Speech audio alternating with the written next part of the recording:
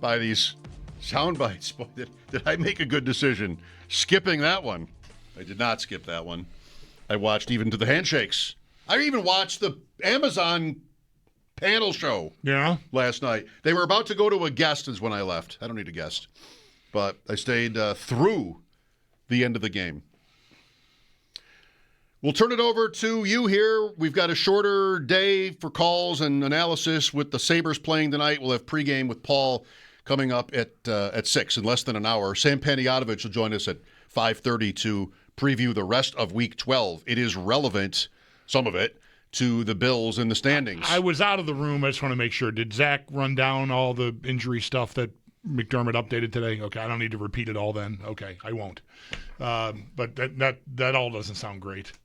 Brown, they're still evaluating, but that sounds like it could be a little bit there. Bernard, week to week. Harrison's still in the concussion protocol. Tough. Brown would be the one there to me. Oh yeah, I'd be really worried about him being out. It's not the best team to play next. No, that's Pittsburgh. right. That's right. In Pittsburgh. Part of the problem last night was being on the road for them. Right. I think that might be a team that's way different at home, just with noise and timing. And the Steelers will have that advantage against the Bills. Not that the Bills didn't have tons of fans there last night. You could hear it. And probably will have plenty in Pittsburgh, too. Let's go to Sean next. Hi, Sean. Hey, guys. I think it's pretty clear that this roster is really lacking right now. But at the end of the day, I think Bean messed up big time at the trade deadline. I know he tried to go for Waddle, but, I mean, this receiving core is just absolutely depleted. I think it's probably the worst it's been since 2018. I mean, we got a running back now. If you look back at 2021, I think we had our best receiving core in the Josh Allen era. And at this point, I mean, we just need receivers, and Bean didn't do his job. So that's about it. Okay. I think that's absolutely right.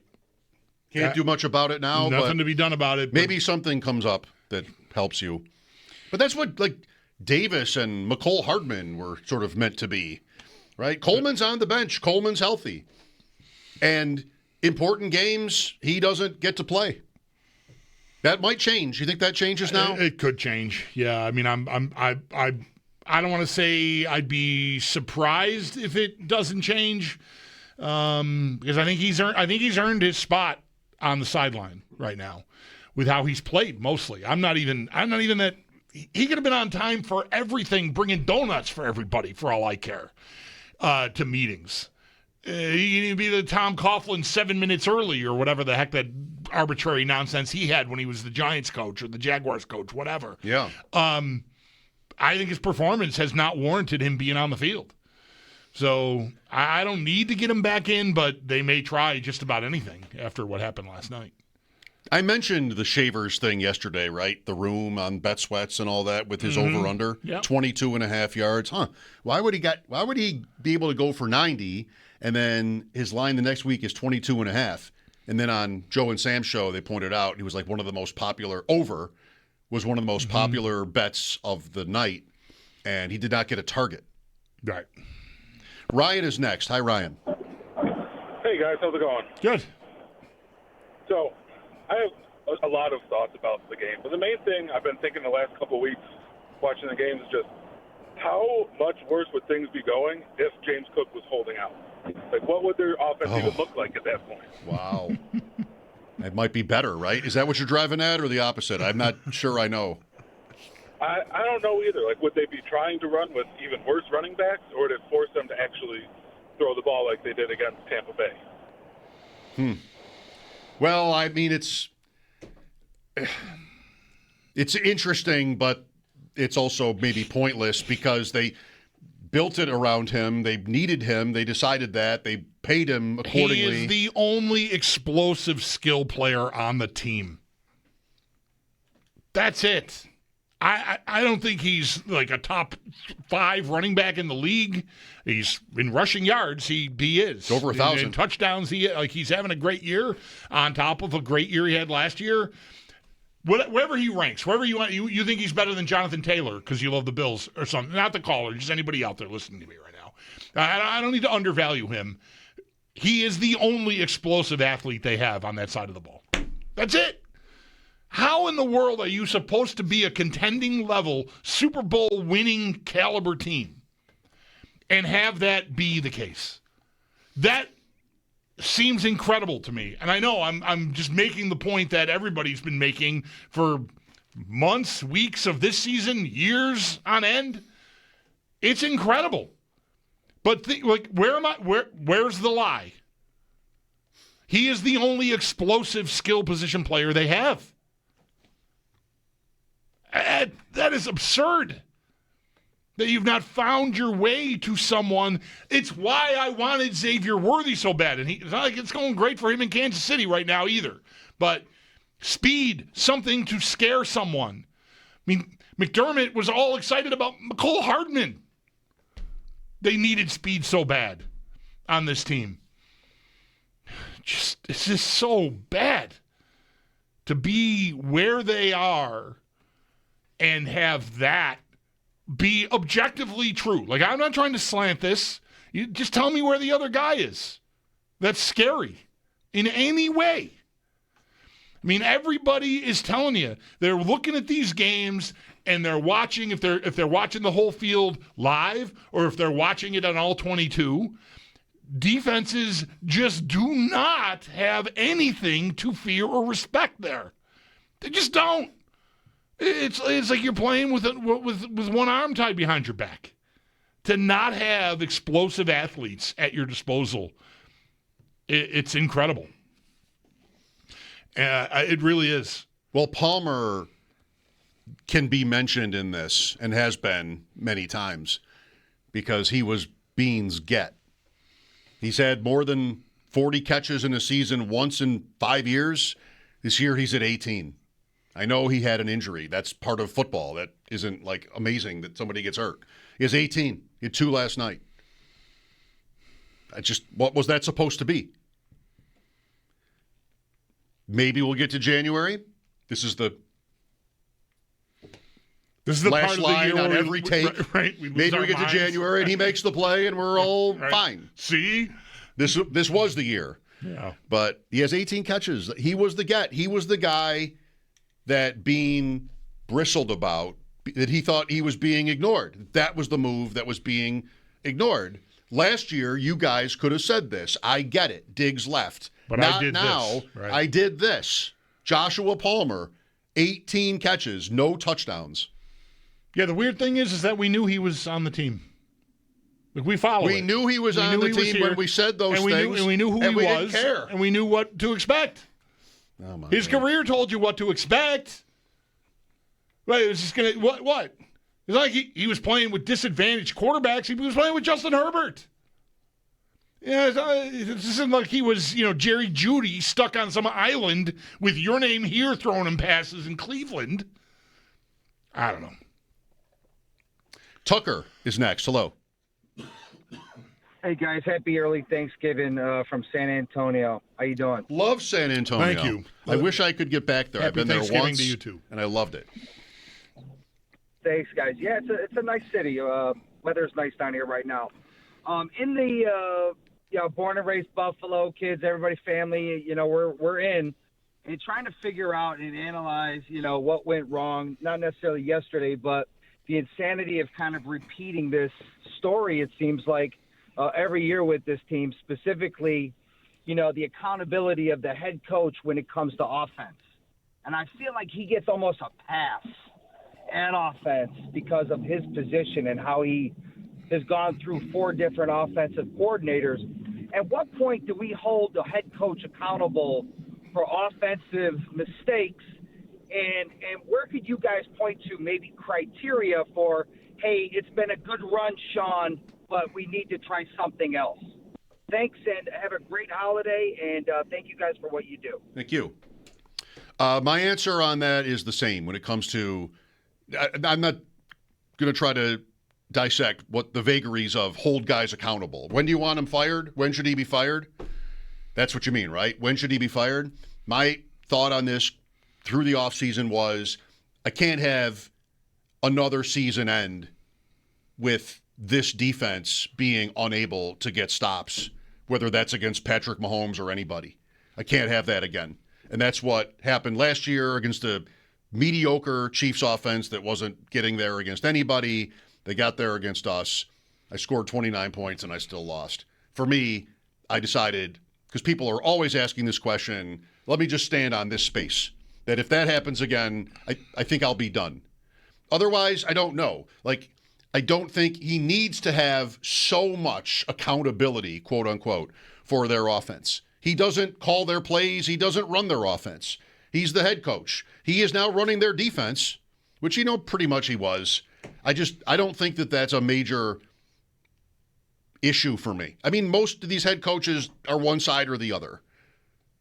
He's in charge of the bigger issues beyond play calling and schemes and that besides. And I think for the most part, that's gone pretty well under McDermott. But I just do not want to have this team lose because they can't get stops. And I think we could be headed there. We're talking about all the hits Allen took last night. Just like in Atlanta, right? Like the defense sort of stabilized in this game. Bishop made a couple of huge plays to save maybe touchdowns when other guys were nowhere to be found. But I still thought I was watching a Houston team that could do whatever it wanted on offense. The quarterback missed a lot. The running backs are not that good, so it didn't amount to much. But against a top team, it probably is a bigger problem. Yeah, it was definitely the case in the first half. I'm way more, and I mean, look, they're banged up over there, and I don't want to roll out a bunch of stuff that might end up being portrayed or actually be excuses.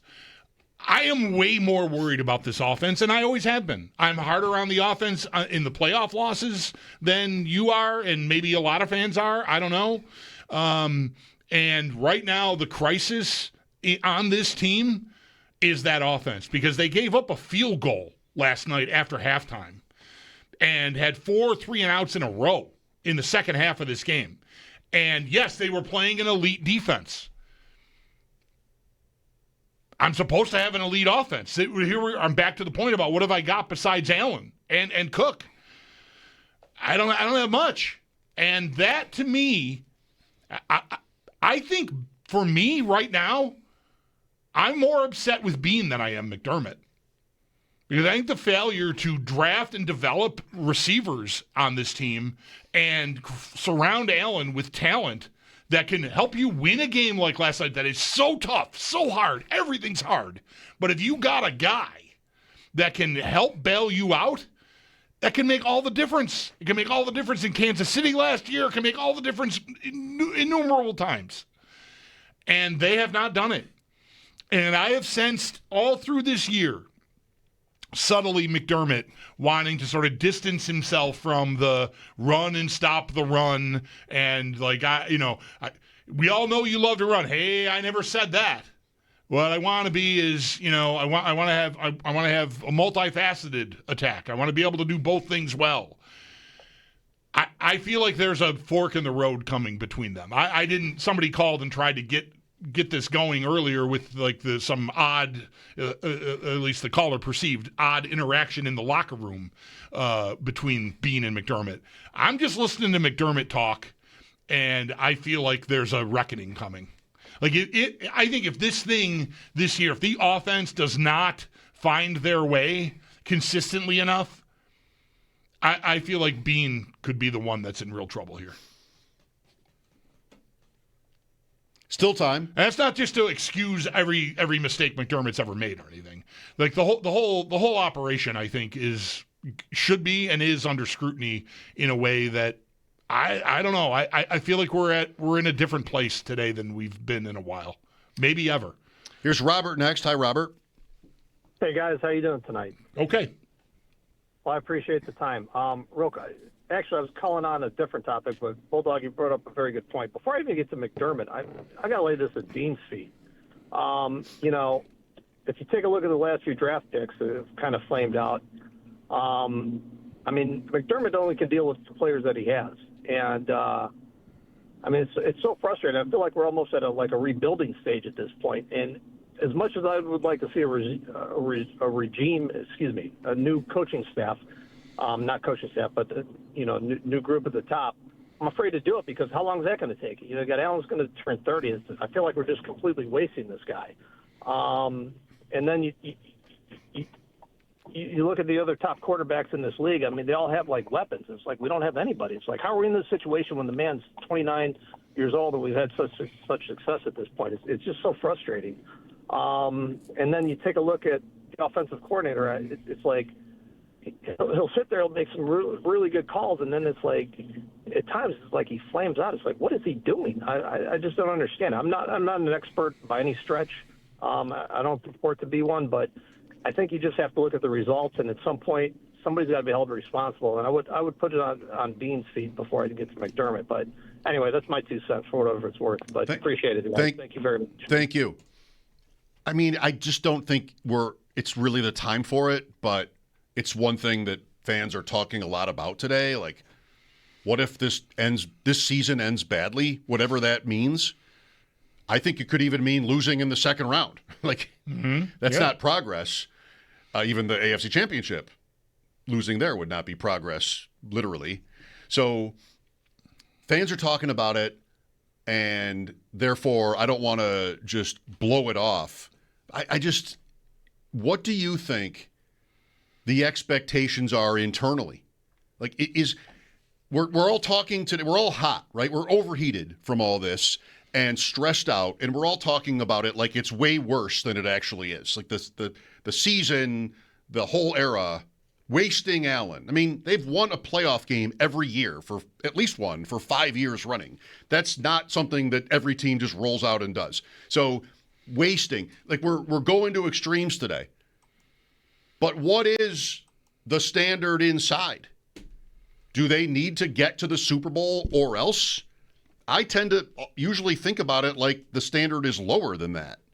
And that's not to say that guys don't want it and might work as hard and be as capable as every other guys in the league, any other front office.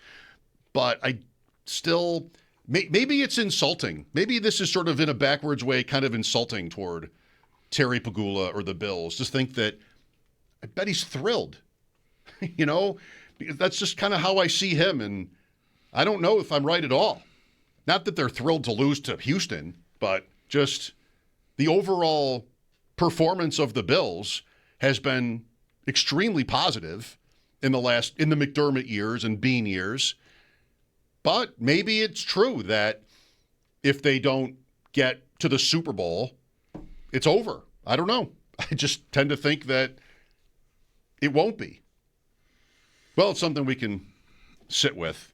Yeah, we got a while. We already are. Sam Panayotovich coming up next. Bet Sweats. The Sabres host Chicago tonight. Pregame at 6. It is Football Friday. Mike Schopp and the Bulldog here.